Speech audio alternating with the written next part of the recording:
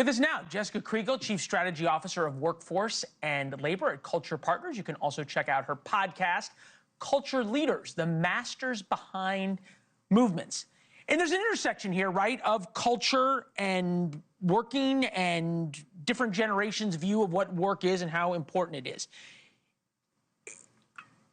I'm sort of stunned that I think I'm saying this, but I think Vivek Ramaswamy is actually underestimating me. Maybe the first time in history he's underestimated something. What, you think 50% of people would quit if you said you had to come back Monday to Friday, 8 hours a day, be in the office? I think it would be less than 50%, frankly, but I think that they're not only relying on forcing people back into the office to get rid of them. They are going to, by executive action, defund regulations and the enforcement of regulations that they think have been an overreach. And so they're not going to have to fire these people. There's just not going to be any money for them there. And the people who are going to be forced back into the office, if we look at corporate America as a precedent, there is attrition that happens when companies force their employees back to the office. And I think CEOs who have done that have counted on that attrition. The difference here is I think it's maybe even refreshing that they're saying this is our intention and we welcome those people to quit. At least it's transparent, which I think a lot of CEOs aren't. It's interesting you say that. So you're saying that when CEOs say you have to come back to the office, they're playing hide the ball, that this is a way to weed out employees?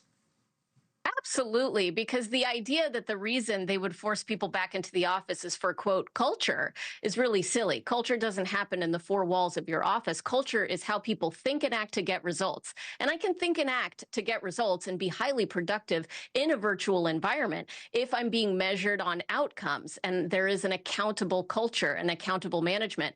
In a bureaucracy, there's less accountability, right? Because there's less competition, there's less consequences for failure. And so accountability goes down, and as a result, the way that people think and act isn't necessarily for results, and that's what they're trying to address.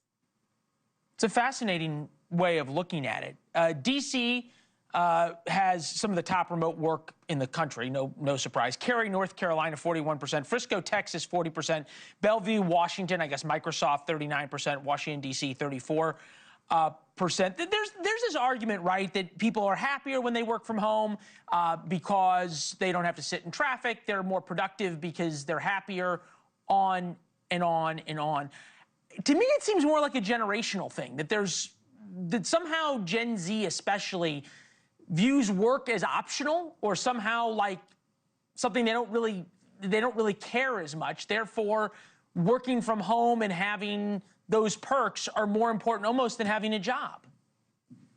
I mean, you're not alone in believing that. A lot of leaders no, you're not alone, but people believe that young people don't care today, that they just don't want to work anymore.